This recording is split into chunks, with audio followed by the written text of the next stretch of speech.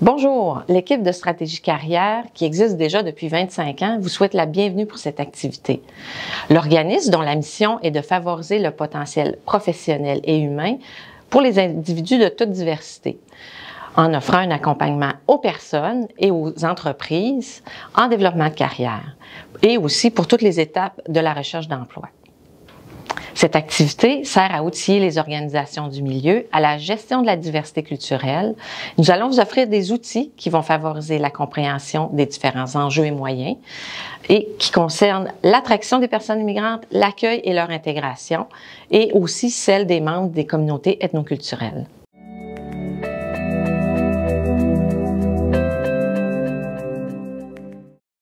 Je sais qui je suis.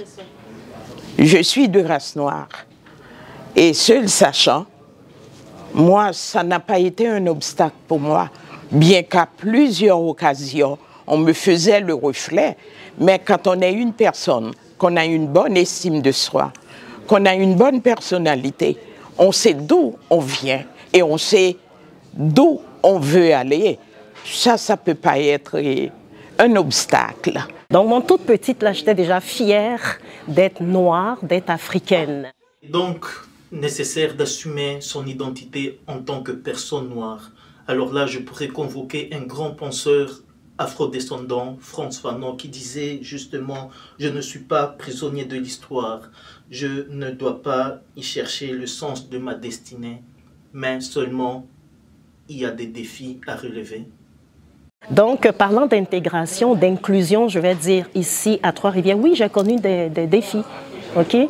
Juste créer une entreprise comme ça culturelle qui mène de l'avant la culture africaine, on m'a plusieurs fois demandé veux-tu créer un ghetto africain? Là, on ne comprenait pas mon modèle d'affaires. Je dis non du tout, c'est tout le contraire. Moi, je veux créer un lieu de découverte, un lieu d'échange, un lieu de partage. Bien, moi, je pense que oui, il y a quand même des obstacles à s'installer en Mauricie ou dans les petites villes, dans les petites régions. Il y a des obstacles, même pour moi qui arrivais de Montréal, c'était un obstacle parce que les gens ne pouvaient pas me connecter avec quelqu'un de leur famille. Puis ici, c'est des petits villages, ils ont tous grandi ensemble, donc ils se connaissent tous depuis la petite école. Fait que je me faisais toujours demander « T'es une petite qui, toi? Tu viens d'où? » Donc, imaginez ceux qui arrivent d'un autre pays et que tout de suite, par la couleur de leur peau, on peut deviner qu'ils ne sont pas du coin. Alors, il est donc important de pouvoir s'outiller pour mieux s'intégrer. Et je voudrais convoquer encore une fois de plus Frantz Fanon qui disait « Dans le monde où je m'achemine, je me crée indéterminablement ». C'est les années d'expérience. Avec un recul, on voit le chemin parcouru et on s'est dit, effectivement, à toute personne qui arrive, à toute personne immigrante qui arrive ici, c'est de savoir d'où on vient, où on va. Et ne rien prendre pour acquis parce qu'il faut toujours avancer, toujours recommencer parce que c'est un vaste apprentissage. Moi, mon premier travail comme immigrante à Trois-Rivières, ça a été servi au Café Morgane. Avec fierté, j'écrivais des proverbes africains sur le petit tableau noir en dessous des recettes de café. Ça veut dire que cette fierté noire, là, moi, je l'ai toujours portée. Et justement, pendant mes études, c'était comment faire pour faire connaître ma culture aux autres, pour qu'ils oublient ce côté sombre, parce qu'on ne va pas le renier, la culture noire a un côté sombre qui s'appelle l'esclavage.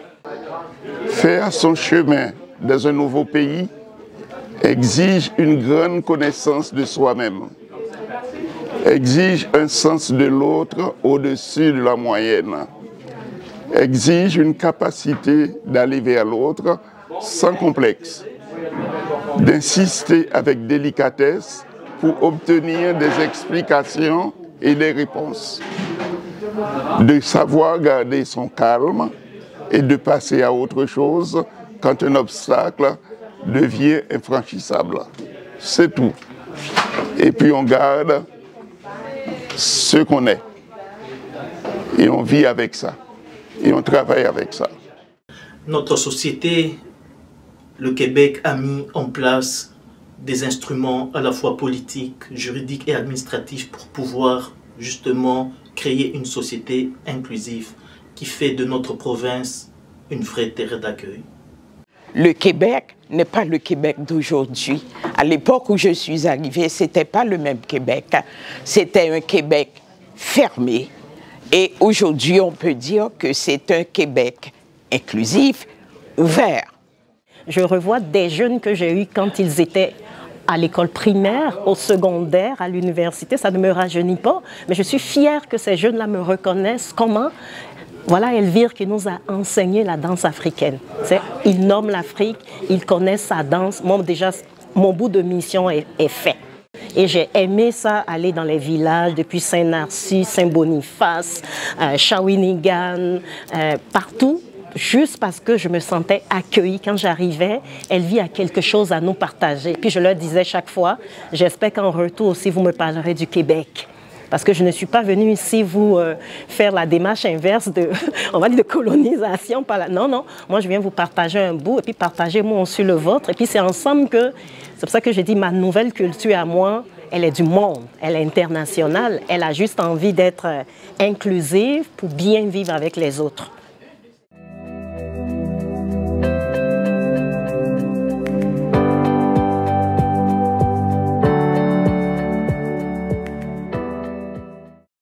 Merci d'avoir participé à cette activité et au plaisir de vous revoir afin qu'on puisse partager nos autres outils.